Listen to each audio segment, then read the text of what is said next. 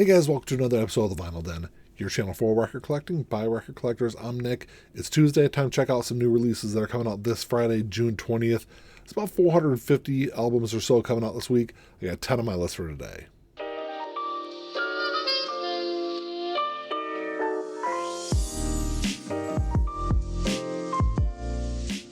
There's a bunch of links down below. You got links for the Vinyl Den Facebook group, for the merch page, for the Spotify and Apple Music playlist that I put together every week, and the Patreon page. So make sure you check all that out. Like always, if you enjoyed the episode, make sure you give me a thumbs up, hit that subscribe button down below, and make sure you hit that notification bell so you're notified every time I release new episodes. Like I said in the intro, there's about 450 albums coming out this week, but I'm only going to talk about 10 of them today. So if there's something I'll have on here that you're looking forward to picking up this week, make sure you drop me a comment down below. Let me know what that is. Like always, if you're unable to find these in your local brick and mortar stores, they should all be available online. I'll put links down below in the comment section for them. You can also always go over to the Vinyl Den store on Amazon. I got all the pre-orders on there, new releases, there's deals on records, all sorts of cool stuff to check out. So the first release this week is one I already have on pre-order. Actually, I pre-ordered it the day that it was announced. This is Idols by Youngblood. It's his fourth studio album. There is a bunch of different variants of this. If you go on the website, if you go on his website, there's a signed copy of it, that was the first one I pre-ordered. There's also some with alternate artwork. I think the indie exclusive version has that alternate artwork and is on gray vinyl. I also pre-ordered the Amazon exclusive, which is on a magenta colored vinyl. So this is the follow-up to his 2022 self-titled album, which I thought was a good album. I thought it was a step down from Weird, which is the album he released before that in 2020. Even though his self-titled album charted better, I think it hit number 45 on the Billboard 200, and Weird, I think, was in the mid-70s, 75 or 76. I think having Ozzy and Sharon Osbourne in the video for the lead single off of that album, I think helped make the self-titled album a little more popular than it might have been without that. But Youngblood's going through this evolution over the last couple of albums, where Weird, which I think is probably his best album so far, was more like a modern pop-punk style album. And then with the next album, he tried to, I think, evolve past that a little bit. Start bringing in some some more pop rock styles into his sound. But with this new album, at least from what I've listened to it so far, it's more I think he has more of a Brit pop influence on this album. I know he cited Oasis as a big influence on here, The Verve, David Bowie also. And like I said, he's already released 3 singles off this new album. I think all 3 of the singles are, head and shoulders better than any of the singles he released off of his last album. So it's definitely one I can't wait to check out this week. It's one that, I thought he was going to release a new album this year, but I wasn't 100% sure. And I didn't really know the direction he would go on this new album. I'm glad to see that he's taking it in a different route than what he did on his self-titled album. I am seeing him live in September, so I'm interested to see how these songs play differently on a live setting. But like I said, that one's already on pre-order. Can't wait to check that one out this week. Then you've also got The Better Life by Three Doors Down getting reissued this week.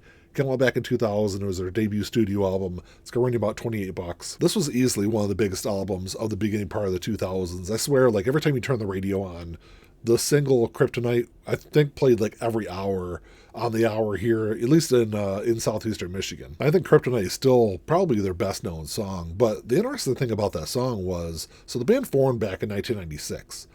And Brad Arnold, who's the lead singer of the band, actually wrote that song a couple of years before that. I think it was 14 or 15 years old when he wrote Kryptonite. And the album was a huge success. I think it hit number 7 on the Billboard 200, sold over 7 million copies in the U.S. It's an album that I go back and forth between this and Away from the Sun, which is their second album, as which one is the better album. I think The Better Life has probably a couple better songs on it, but I think overall Away from the Sun is probably a more complete album from the band. I actually picked up the anniversary box set of this album that came out, I think it was a couple years ago, I think it came out. So it's one I could pass this week, but it is a great album. If you haven't listened to it in a long time, I highly recommend revisiting it. There's also the new album from Benson Boone coming out this week. This is American Heart. It's his second studio album. It's going about $30. I think there's a bunch of different variants of this one also. I saw a translucent red version, I think, on Amazon. So his debut album, Fireworks and Rollerblades, I think it was one of the biggest selling albums of last year. But to be honest, I don't think I listened to more than 3 or 4 songs off it. I think whatever he released as singles off of that album is really the only thing I heard off of it. But I know a lot of people that love that album. If you're unfamiliar with Benson, he got his start, I think it was on American Idol back in 2021, I think. He was only on the show for a really short period of time before he dropped out of it. And then shortly after that, he gained this big following on TikTok, kind of went from there, ended up getting a recording contract. I think he released a couple of songs after that and started getting even more and more popular. I'm not a huge fan of his style of pop rock, but I'll stream the new album and check it out this week. I'll probably go back and check out his first album also. And then you've also got Revolutions Per Minute by Skid Row getting reissued this week. This came out back in 2006. It was their fifth studio album. It's going to run you about $24. This is all newly remastered. So after Sebastian Bach left Skid Row in 1996, he was eventually replaced by Johnny Solinger, who was on Thick Skin, which came out in, I think, 2003. That album came out. And then Revolutions Per Minute was the second and last album with Johnny on vocals. And Revolutions Per Minute would also be the band's last album for 16 years until they would release The Gang's All Here. But RPM was a shift to a more heavier, more aggressive style of hard rock from the band. And the album wasn't really well received by fans or by critics. But I think it's an album that, going back and listening to it, so this came out, what year this came out? 2006? So it was probably like 2007, 2008 by the time I got around listening to it. And like I said, I wasn't a huge fan of it, but it's an album that's definitely grown on me over the years. I think it's better than a lot of people remember it being. An album I've been waiting a long time to get reissued. It's finally coming out this week. This is Rise Against the Sufferer and the Witness. So this came out back in 2006 also. It was their fourth studio album. It's got a slime green vinyl. It's going to about $33. And this is an Interscope store exclusive. So Rise Against has slowly been reissuing some of their long out of print albums recently. I know they reissued Siren Song of the Counterculture. They also reissued Appeal to Reason a couple months back. So with The Sufferer and the Witness, the band would continue the success that they started with Siren Song. But this is the album that really, I think, broke them into the mainstream. So Siren Song hit number 136 on the Billboard 200, and this is the band's first top 10 album on that chart. And at number 10, it would be the band's lowest charting album for the next 15 years until they would release Nowhere Generation, which I think was number 38 or 39. The Sufferer and the Witness and Appeal to Reason, which was their next album after that, I think are easily the band's two best albums. I have the Rise Against box set, which is in a book style, which I absolutely hate the design of it. I did a whole video about it. So I've been slowly buying these reissues as they've been coming out. And eventually, I'll probably end up selling that box set. But if you've never listened to Rise Against, I think it's a great album to start with. I think this and Appeal to Reason, like I said, are their two best albums.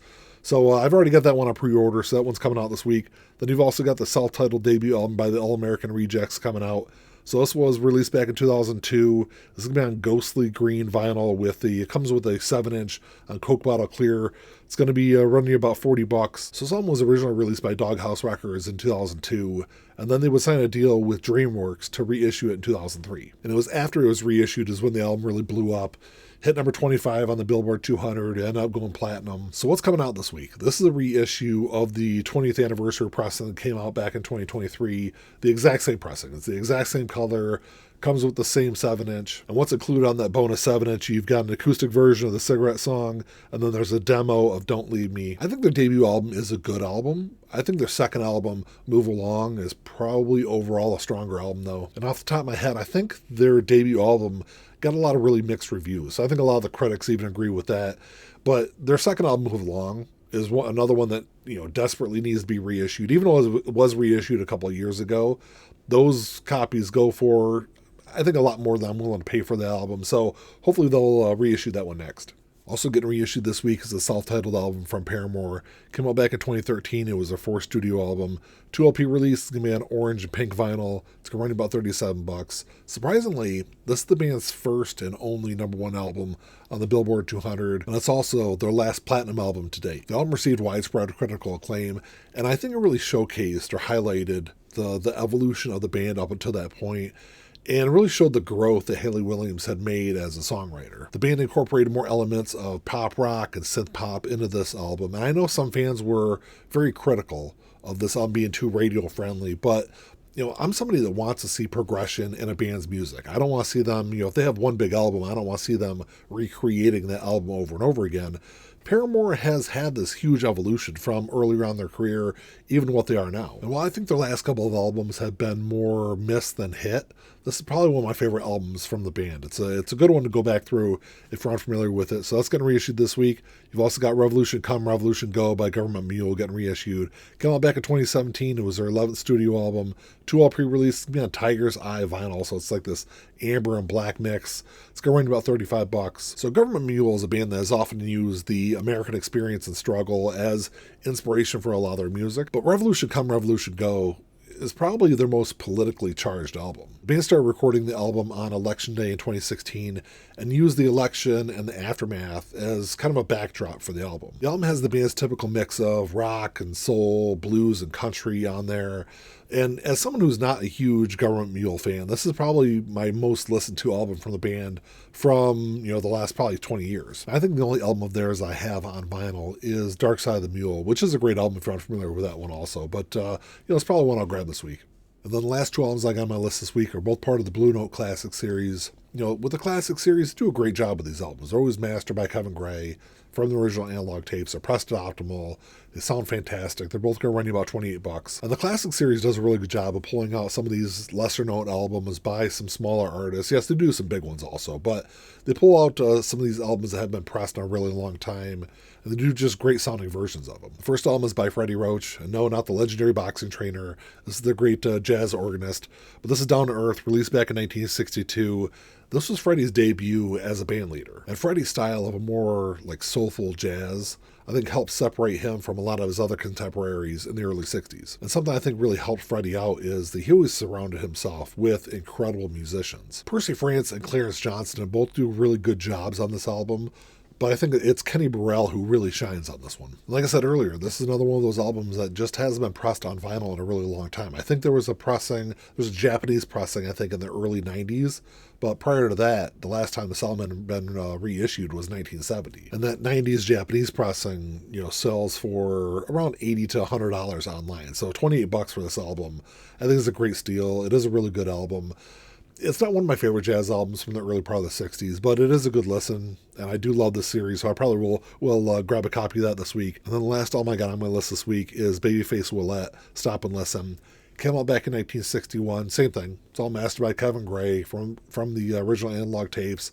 It is pressed to optimal. It's going to run you about $28. So Babyface Willlette, his birth name was Roosevelt, is a very different kind of jazz organist than Freddy Roach. Both use that soulful kind of jazz style, but with Babyface Willlette, had more of a swing style with it. He did release 4 albums as a band leader in the 60s before his death in 1971 at the age of 37. And while I haven't listened to everything off those 4 albums, this album in particular I think really showcases how good of a musician he was, and I think it is his best album. The interesting thing about this album is it has his version of At Last, which around that same time Etta James had a huge hit with. And I think her version kind of helped some of the popularity of this album. He's joined on here by Ben Dixon and Grant Green, and Grant has become, slowly over the last year or so, one of my favorite jazz musicians. It is a good listen. It's one that I listened to when the Blue Note list came out earlier this year.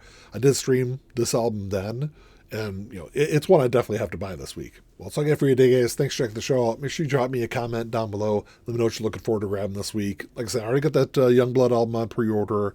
I've got that Rise Against album coming. I'll probably grab both those jazz releases. There's some other ones I'll stream and maybe pick up. I don't know. Let me know what you guys are looking forward to. Like always, if you enjoyed the episode, make sure you give me a thumbs up. Hit that subscribe button down below. That's all I got. Until next time, keep on spinning. Peace.